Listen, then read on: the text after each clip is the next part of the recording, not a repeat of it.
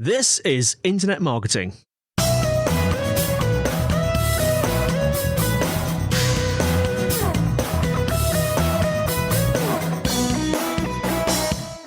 Hello and welcome to the Internet Marketing Podcast brought to you by SiteVisibility.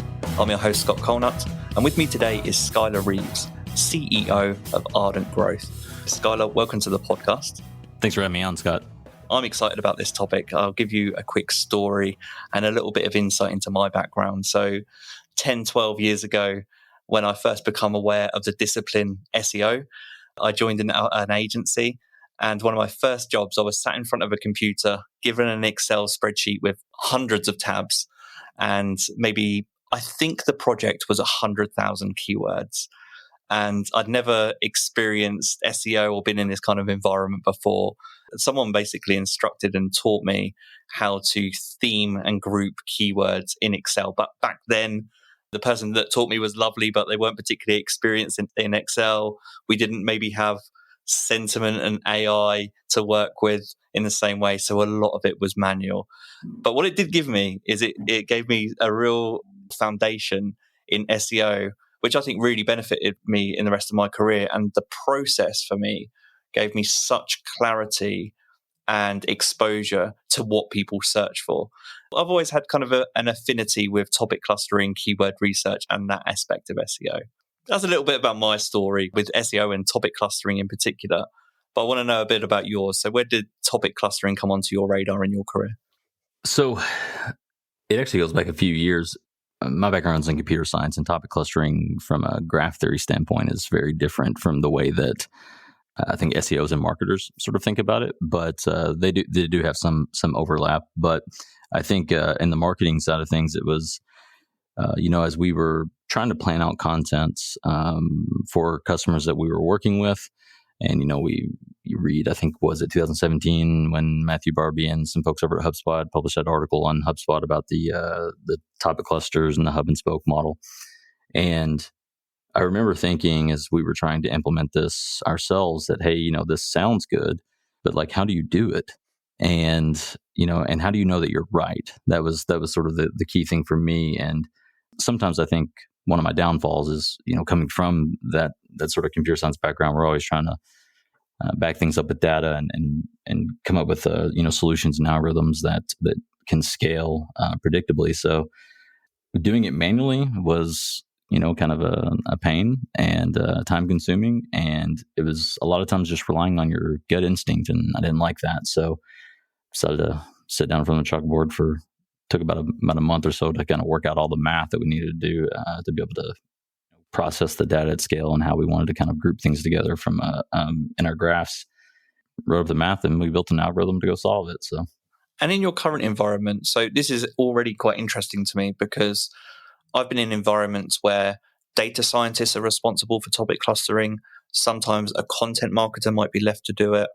Sometimes you get just marketing generalists that have this as one aspect of their role. In your environment you're in right now, who's responsible for topic clustering? Now that we have a tool for it, it's fairly straightforward because we built a front end interface for it.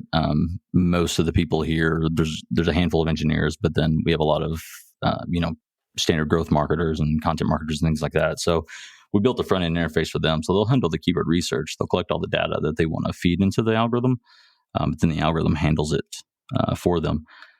One thing I think that's worth noting is that there's a bit of semantics, I think, that have to be unwrapped here a bit. So when we're talking about topic clusters or a hub or a spoke or a keyword or anything like that, there's some ambiguity between terms. And I think that what we're really doing, like if we want to talk about this from the way it's like would be phrased in from a graph theory standpoint, is actually just grouping. It's not actual clustering.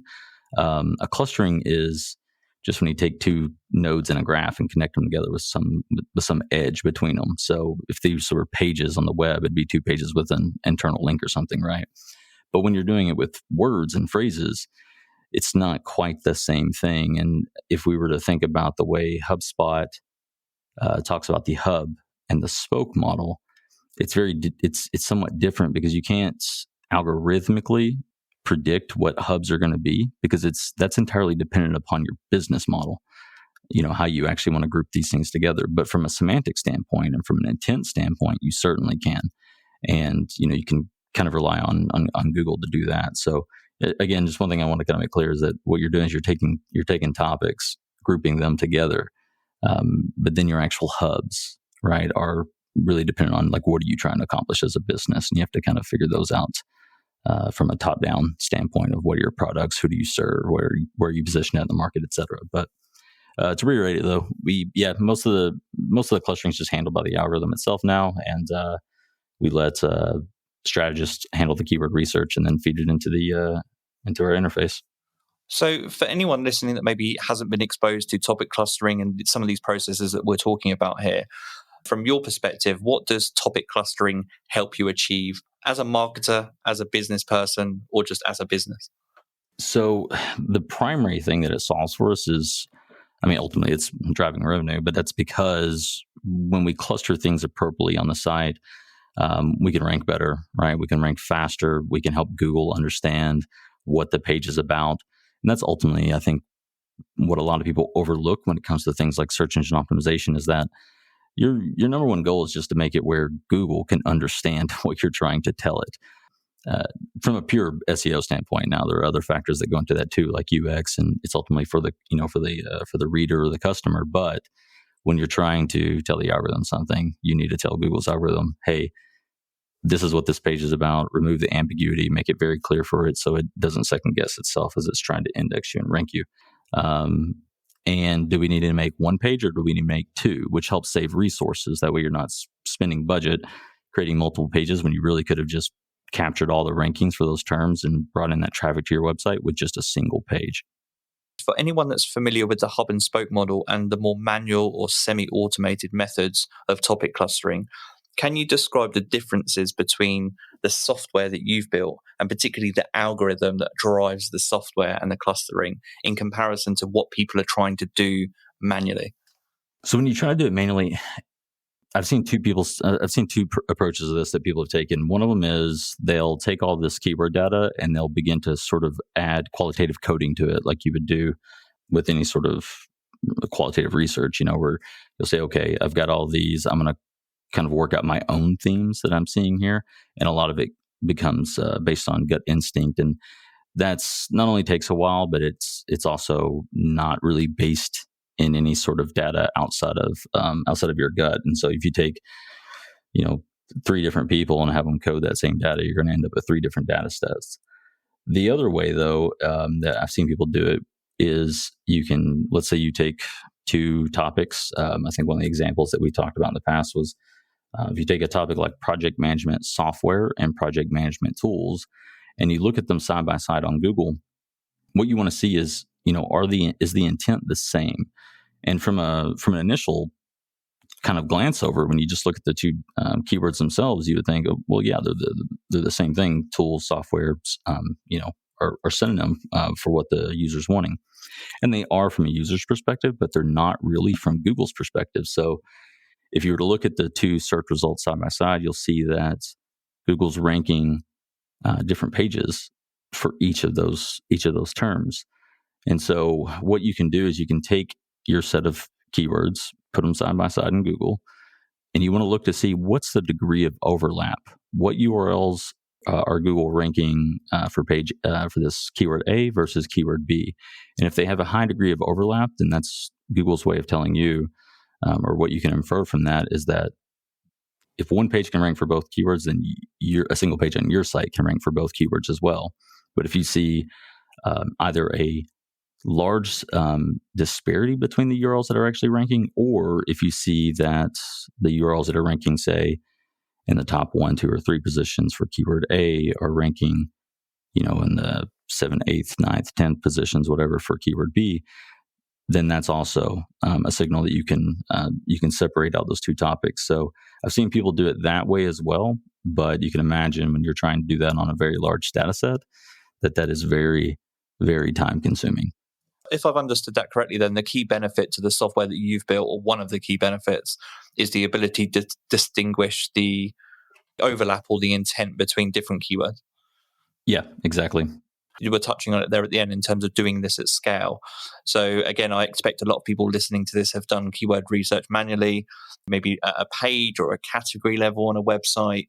But when you talk about doing this at scale, what kind of data sets are we talking about? What's the number of keywords that you're able to analyze? I think the largest set that we've looked at thus far was somewhere around like 4 million different keywords. We can do as many as theoretically possible, but the larger that your TAM is and like the more horizontal your business model is, the more keywords that you would want to feed in this thing. Something to note though too is even when you're working in a very small niche, like let's say you were just a project management app, for example. When you go to Google or when you go to, let's say you go into a tool like Ahrefs, a keyword research tool, right? And you say, give me every single topic related to project management. There's a lot of keywords you're going to get back. I think it's close to 300-something thousand. And that's just one single topic, right? So you can imagine if you're a project management, like if you're a software company that produces a project management software or whatever, then you're going to have project management. You're going to have all the keywords related to Gantt charts, task management, productivity, time tracking, et cetera, right? And when you begin to aggregate all of these up, it's, these become very large data sets. And not that you have to process all that data, but we like to, because we want to understand when we're going to create a page, what's the total value that page could potentially drive for us. And there's a ton of keywords, right, that are very long tail, low search volume, but can drive a lot of revenue. And when you just kind of focus at the high volume kind of seed type terms, right, the core sort of ideas, you miss out on a lot of that richness of not only from, you address that in your content, you can rank those terms and drive revenue, but also when you're actually analyzing the data, being able to see all those variations of questions and phrases, right, that can also get paired along with a short tail term, really helps you understand more about what that page needs to be about. So we tend to do it for, I'd say like normal size is anywhere between, if it's for one topic, it's probably like 50,000 to 500,000. But if we're doing it for an entire industry, it quickly begins to increase. Visualizing the process here, and I can understand a little bit more about how your software helps to cluster keywords.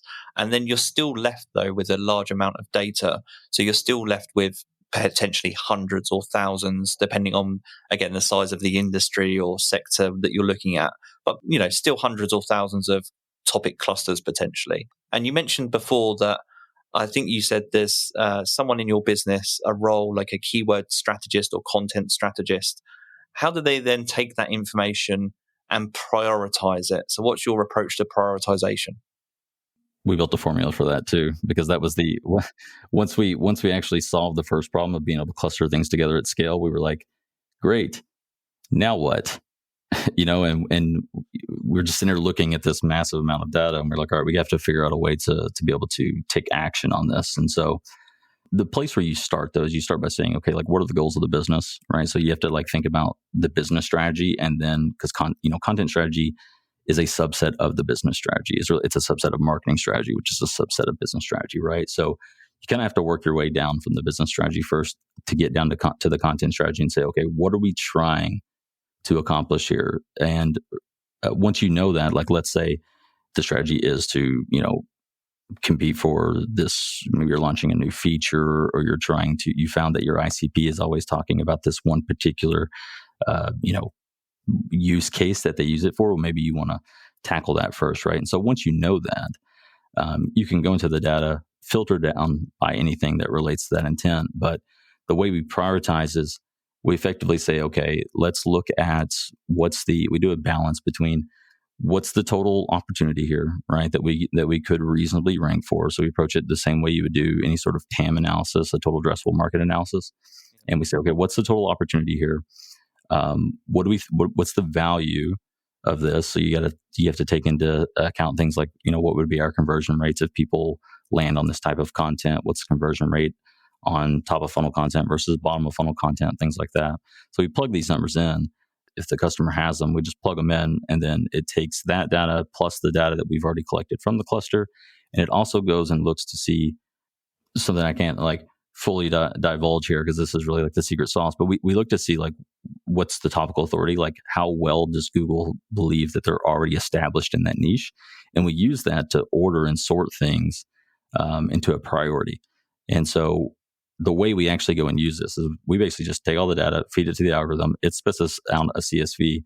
We have it in a pivot table, and we pretty much just work our way down from the top. And it's been working phenomenally. So it just does the calculations for us. And what it tries to focus on is where can we get the highest impact with the least amount of effort. So whether that's refreshing an existing page, to bring up, several lucrative keywords from, say, ranks 7 through 10 up to 1 through 3, or whether it's creating brand new content. It works both ways. So I assume that as part of the algorithm, that there's some kind of competitor score or analysis that happens as well? To some extent. So we originally, whenever we built this, we decided to say, like, let's not look at competitors, because we wanted to look beyond competitors. We wanted to actually look at the market itself. And standard sort of approaches, if someone were to do like your typical competitor gap analysis or something like that for SEO, you're always only looking at what your competitors already have and not looking at what have they not even touched yet. Like where's the blue ocean still at? And so we try to look beyond that. But that being said, whenever we do collect all the data, we also we'll put in a set of competitors that we want to be able to compare to, and we pull in their data as well, so that we can see not only how well are we doing across the entire market from a visibility standpoint, but how well are the various competitors doing across that market as well. We also use that to help identify another score that we have in our output is what we call relevancy. And because when you do pull in a massive amount of keyword data to go process, you'll end up with some noise.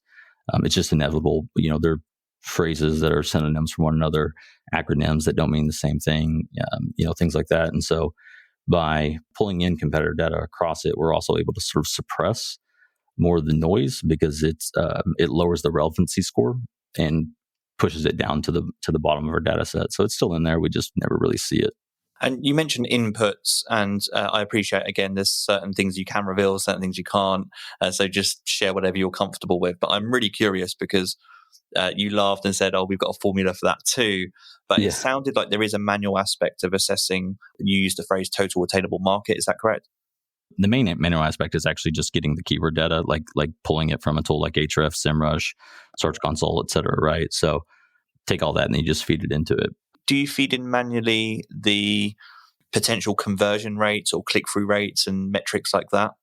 Yeah, we can do it both ways. So if we're doing, because not every customer really knows what that's going to be yet, especially if they're, say, a Series A, they haven't quite, maybe they've just now found product market fit or something like that, and they don't really know how well they're going to convert across various stages of the funnel, right? So when they don't know that, we use a proxy. So similar to the way Ahrefs calculates traffic value, they essentially say, what's the volume of the keyword? What would be the click-through rate if it was ranking number 1 based on this SERP, right? Because you'll have a lower click-through rate if there's a local pack at the top, or if there's 4 ads at the top versus 2, right?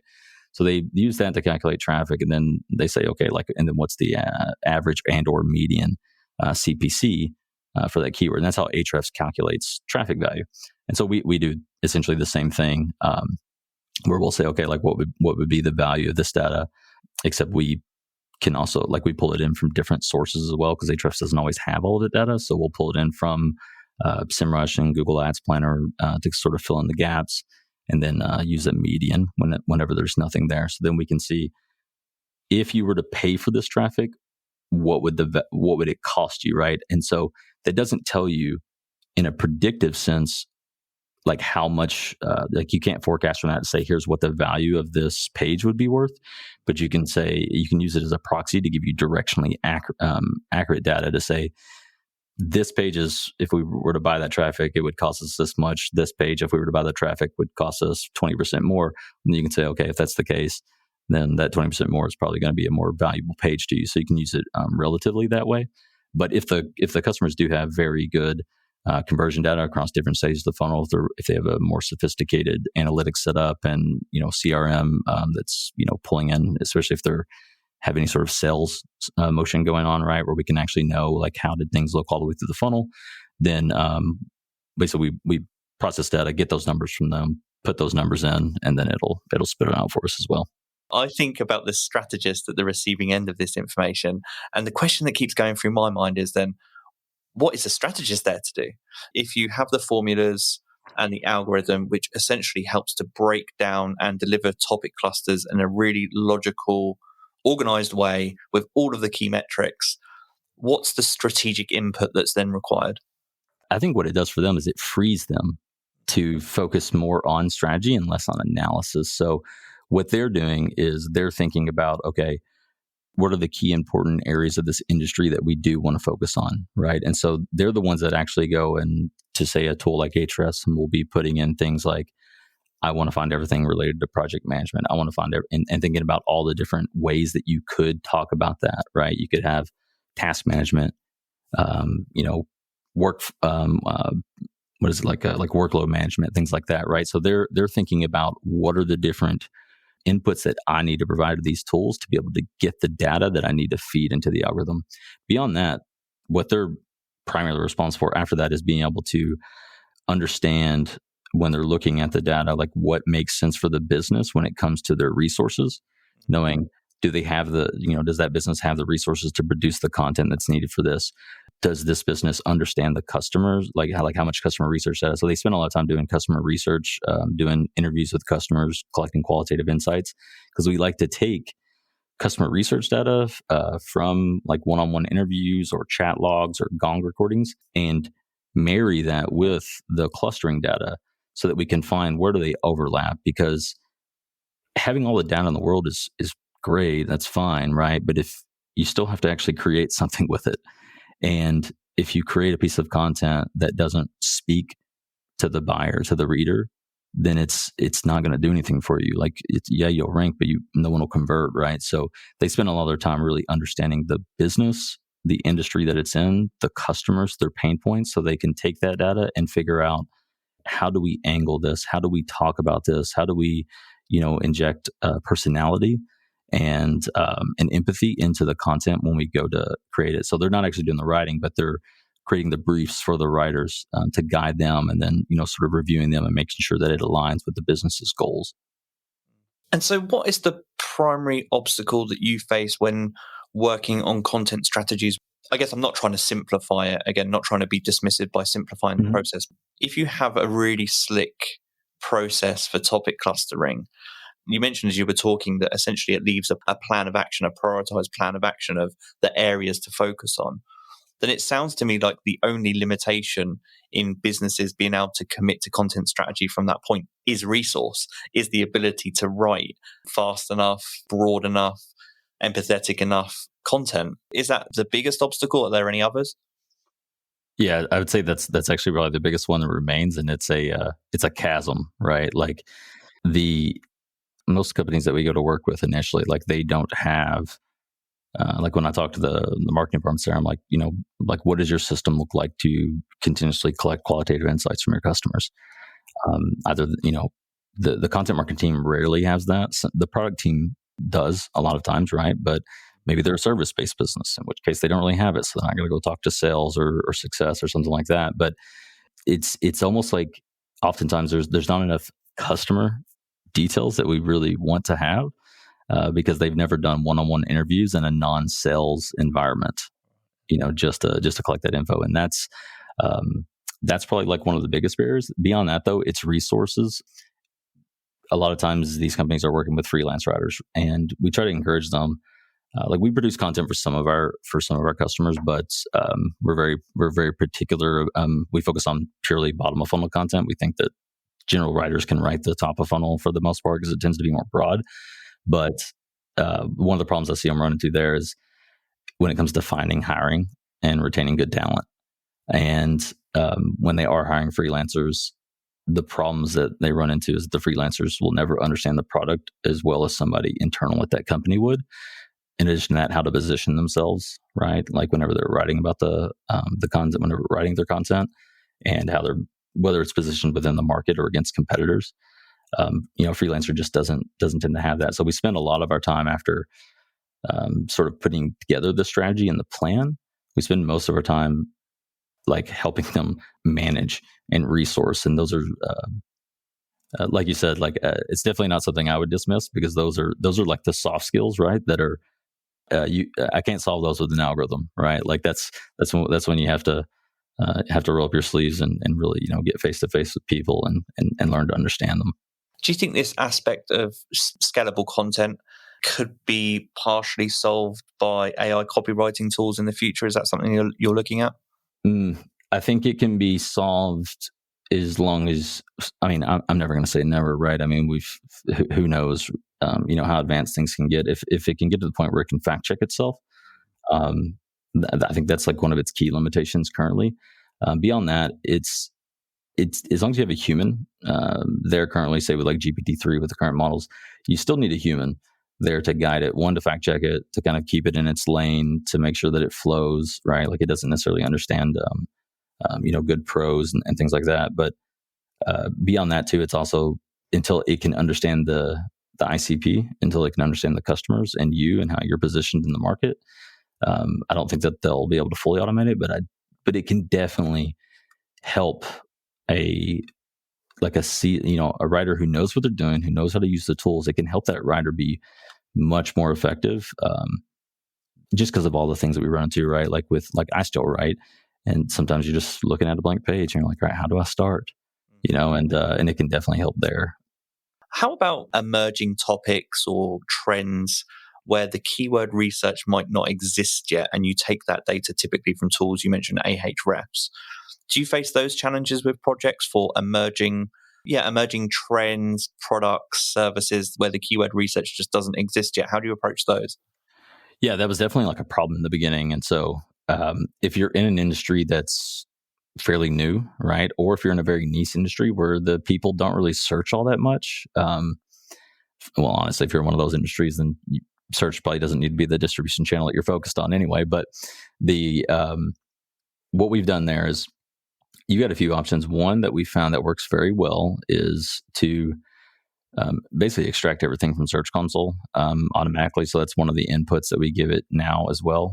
So we'll take historical data over the past 18 months from Search Console, whether you ranked for it or not, like you'll still get impressions. And the reason for that is because rank tracking tools are checking the top 100 results all the time.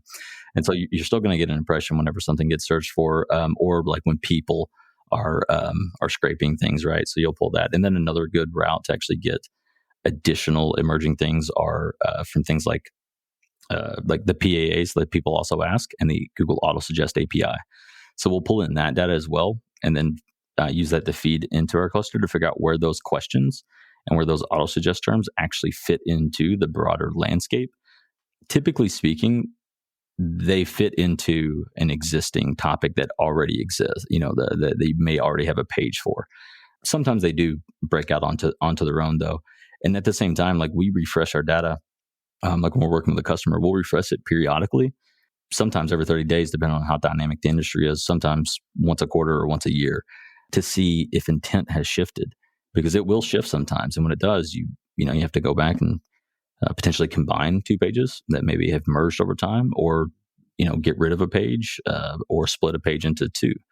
So, I'd say Google Search Console is a great one, especially so like one of the things that we do too is when we pull in that data, we have a trending report in ours that will show us what queries begin to spike in terms of trends on searches, whether we're ranking on the first page or on the 10th page, and we can use that as a proxy to say, okay, like this is beginning to trend up. Let's go collect data.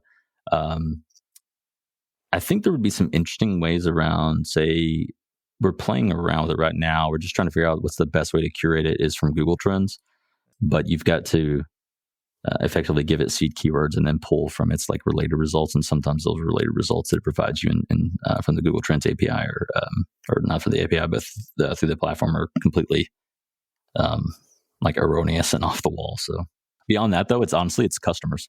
Like that's why we talk to customers, because they will say things, right, that like the keyword research tools just don't have, right? Or where the keyword research tools are showing zero search volume.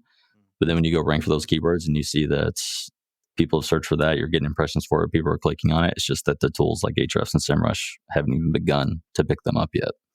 Yeah, and sometimes customers, in my experience, they might provide abbreviations or terminology that you just wouldn't think as a marketer or not being in that industry to search for. And that can give you kind of a seed phrase or seed keyword, which you can then go on a kind of journey of discovery and it opens up the keyword research for you, I think.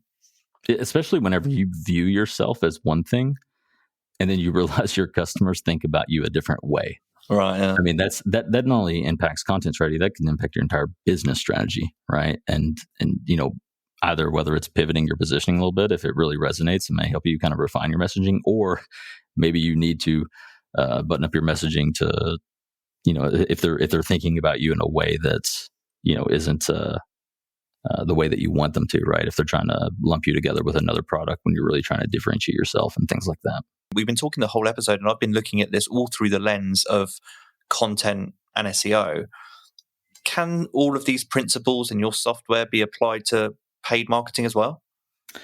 Yeah, it can be applied to Google Ads. I don't know about, I suppose YouTube to some extent, although YouTube's has a very different algorithm, right? Like YouTube primarily relies on the related videos is really the big thing. So I don't know that I would use it as much for YouTube. I think what you can do is you can figure out what's popular, what do people care about, if it's a very competitive SERP, like you can go and make a video for it and probably rank for it instead and get better traction that way. But it does work for Google Ads. So the way that you can think about it there is that, when you're going through adding negative keywords and or trying to find additional keywords to kind of group together into an ad group or an ad set, or even if you're doing SCAGs, that's where if you're applying negative keywords as well. So single keyword ad groups.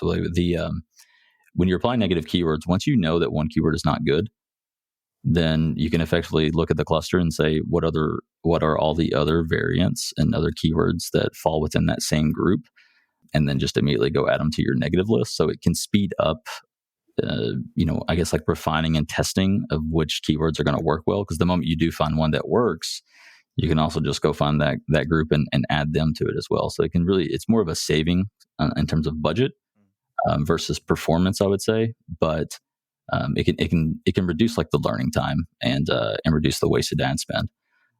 But search is definitely the best thing that it's made for. I can't really imagine a way that it would work all that well for social. I think you need to have a dramatically different approach to social. So, going back to search and in closing for this episode, one thing I was thinking about is how search behavior has changed. And I realized as we were talking, you've been exposed to so many keywords and so many data sets, but also just so many topic clusters. Are there any trends in search behavior that you've identified cross-industry when it comes to topic clustering? To elaborate a little bit, so where my thinking is going. I remember sort of maybe 10 years ago when we started to get, maybe even longer, 10, 15 years ago when we started to get more localized search behavior changed, and people started to search for X business near me or X service near me. And near me was the thing that was appended onto the searches. Anything like that you've spotted? I think, all the near me terms still exist. I do feel like they're not as used anymore because people are just kind of assume that the results are going to be local. That being said, I have noticed this was like anecdotally across a few different instances where people moved away from using near me to actually using the city or location that they were actually in because their cell phone tower would trigger them, would ping them as being nowhere near where they actually were, and so they were getting completely irrelevant results. And so they started refining it using the city. But beyond that, I would say the largest trends that I'm seeing that are shifting that are really interesting is Google recently introduced they did this a long time ago though too. So it's back again where they're indenting links, like related pages on a site. They're indenting it underneath the search result. And so what you're finding there are these very nuanced sort of intents. Like the difference between sometimes even like when people are searching for should I versus should you, right? We're seeing some more nuanced intent that way. I'm seeing things become much more long tail as well. Like people are whether they're typing out more fully formed questions, or whether they're using a microphone like through like Google Voice or something like that. I'm seeing that, or not Google Voice, but through the Google search with the text to speech, whatever. I'm seeing that a lot more, and I don't know. I've even seen people like just observing how they search, in person and stuff. The younger generations are typing out full sentences. They're not using like Googleese. I think the way that we were, that maybe like millennials or the older generations were maybe using, because Google came along while we were still here. So I'm seeing that a lot more, which is even more reason to collect more data so that you can see all the different like long tail variations, the ways that people think about things. That's a great way to close. Yeah, even it lends itself to the importance of collecting more data, but also distinguishing the data by intent and things like sentiment and everything else that we've discussed in this episode. Skyler, it's been really fascinating to talk through topic clustering with you and learn more about how you do it. If people want to extend the conversation or learn more about you and Ardent Growth, where can they find you? The best place is probably on LinkedIn. If you search for my name's Skyler Reeves on LinkedIn, you should be able to find me. Beyond that, if you're in the content world and you're not part of Jimmy Daly's from Superpath community, I'd highly recommend checking it out. I'm in there all the time and try to answer any questions that people throw my way over there. So, Skyler, thanks again for your time. This has been the Internet Marketing Podcast. Take care. Thanks, Scott.